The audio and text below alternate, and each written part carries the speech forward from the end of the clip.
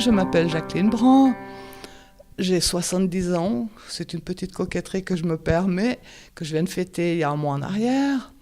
Je suis née à Monté, j'ai passé toute ma jeunesse à Monté jusqu'à l'âge de 35 ans, ensuite j'ai quitté Monté pour Fuilly.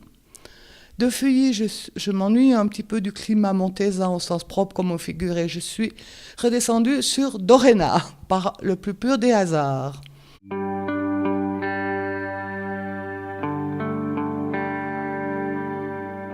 Disons que je viens d'une famille qui a toujours pris à cœur les choses politiques.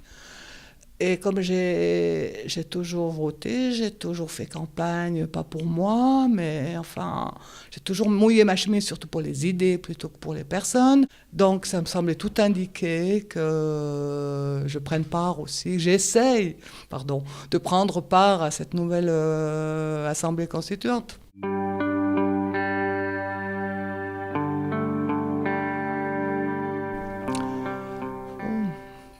Beaucoup, et peut-être peu, parce que j'ai de la peine, franchement, à imaginer sur les 130, je crois, que nous serons. Je ne sais pas combien il y aura de gens dits de la société civile, et je suis quand même, malgré tout, assez convaincue que la politique est un métier qu'on apprend sur le tas, mais enfin, un métier, comment est-ce qu'on négocie, comment on évite de se faire avoir par X, Y, Z. Donc là, ça m'intéresse énormément de voir comment ça va se passer. Je pense que la société civile est une utopie, mais comme une utopie, elle peut sortir quelque chose de bon.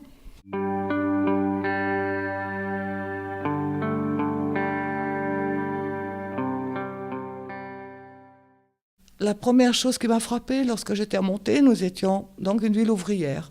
Ciba, à l'époque ça s'appelait Ciba, Giovanola, enfin toutes les grandes industries.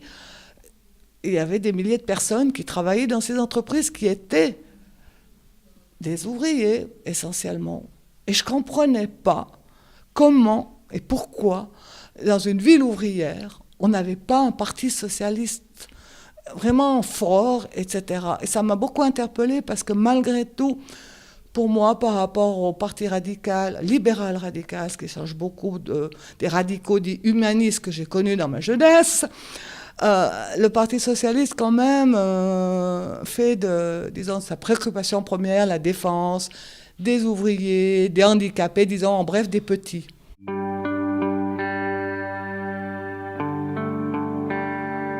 Oh non, absolument pas. Je trouve que mélanger Dieu à ses histoires terrestres, c'est pas lui faire honneur.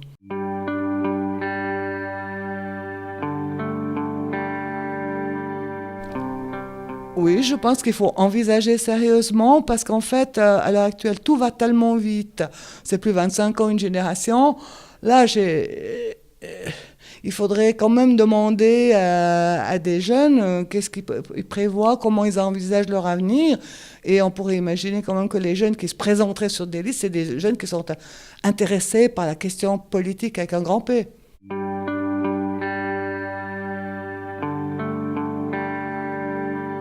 J'adhère totalement.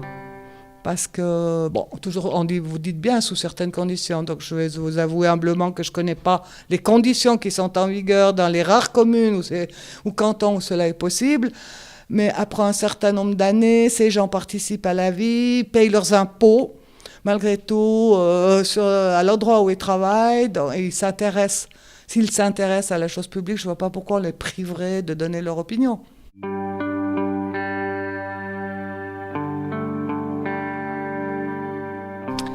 Oui, je pense, mais pas selon l'esprit.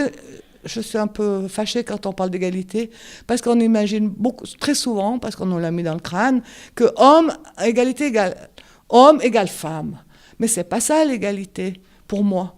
Parce on va pas nier l'évidence que nous sommes différents. Par contre, comme vous voyez, à travail égal, salaire égal, même dans la Constitution, ça fonctionne pas. Et l'État n'est pas le premier à montrer l'exemple. Donc je pense que oui, c'est une nécessité.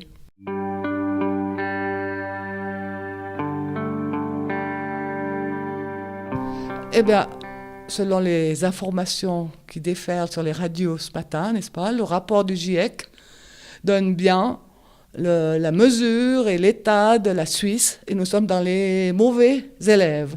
Donc je pense il est peut-être trop tard, mais je pars quand même du principe qu'il faut garder espoir et qu'il n'est jamais trop tard pour bien faire. Donc dans ce sens, oui.